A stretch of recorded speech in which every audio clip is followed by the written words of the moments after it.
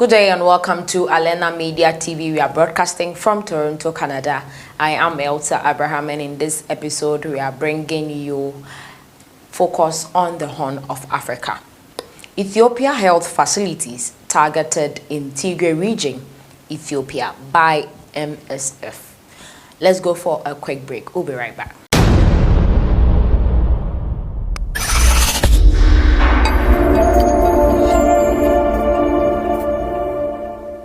Welcome back from that short break. Now, health facilities across Ethiopia's Tigray region have been looted, vandalized, and destroyed in a deliberate and widespread attack on healthcare, according to teams from Medicines Sans Frontiers of 106 health facilities visited by MSF teams between mid-December 2020 and early March 2021. Nearly 70% had been looted and more than 30% had been damaged. Just 13 were functioning normally.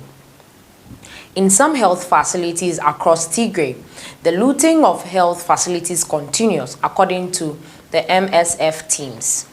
While some looting may have been opportunistic, while health facilities in most areas appear to have been deliberately vandalized to make them non-functional. In many health centers, such as in Debre Abe and the May Kuli in the northwest Tigray, teams found destroyed equipment, smashed doors and windows, and medicine and patient files scattered across the floors. In Adwa Hospital in the central Tigray, medical equipment, including ultrasound machines and monitors, have been deliberately smashed in the same region. The health facility in Semema was reportedly looted twice by soldiers before being set on fire. While the health center in Sebewa was hit by rockets, destroying the delivery room, hospitals occupied by soldiers. Every fifth hospital facility visited by the MSF teams was occupied by soldiers. In some instances, this was temporary. In others, the armed occupation continues. In Mugulat in the East Tigray, Eritrean soldiers are still using the health facilities as their base. The hospital in Abi Adi in the central Tigray, which serves as a population of 500,000, was occupied by Ethiopian forces until early March. The army used Abi Adi Hospital as a military base and to stabilize their injured soldiers, says Kate Nolan, MSF emergency coordinator. During that time, it was not accessible to the general population. They had to go to the town's health center, which was not equipped to provide secondary medical care.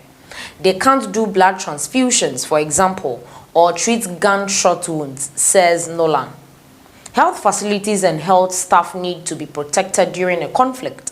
In accordance with international humanitarian law, this is clearly not happening in Tigray, Oliver Byrne, MSF General Director, said. Ambulances seized. Few health facilities in Tigray now have ambulances, as most have been seized by armed groups. In and around the city of Adigrat in East Tigray, for example, some 20 ambulances were taken from the hospital and nearby health centers. Later, the MFS team saw some of these vehicles being used by soldiers near the Eritrean border to transport goods. As a result, the referral system in Tigray for transporting sick patients is almost non-existent. Patients travel long distances, sometimes walking for days, to reach essential health services. Many health facilities have few or no remaining staff. Some have fled in fear. Others no longer come to work because they have not been paid in months. Devastating impact on people. The attacks on Tigray's health facilities are having a devastating impact on people, says Oliver Byrne, the MSF General Director. Health facilities and health staff need to be protected during a conflict. In accordance with international humanitarian law, this is clearly not happening in Tigray.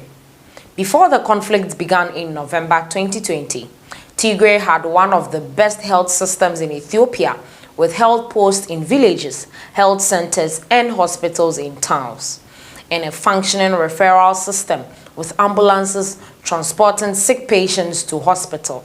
This health system has now almost completely collapsed. Attacks on medical facilities in Tigray. The MSF staff conducting mobile clinics in rural areas on Tigray hear of women who have died in childbirth because they were unable to get to the hospital due to the lack of ambulances, rampant insecurity on the roads, and a nighttime curfew. Meanwhile, many women are giving birth in unhygienic conditions in informal displacement camps. In the past 4 months, few pregnant women have received antenatal or postnatal care, and children have gone unvaccinated, raising the risk of future outbreaks of infectious diseases. Patients with chronic diseases such as diabetes, hypertension, and HIV, as well as psychiatric patients, are going out without life-saving drugs. Victims of sexual violence are often unable to get medical and psychological care. The health system needs to be restored as soon as possible, says Brain. Health facilities need to be rehabilitated and receive more supplies and ambulances, and staff need to receive salaries and the opportunity to work in a safe environment. Most importantly, all armed groups in this conflict need to respect and protect health facilities and medical staff.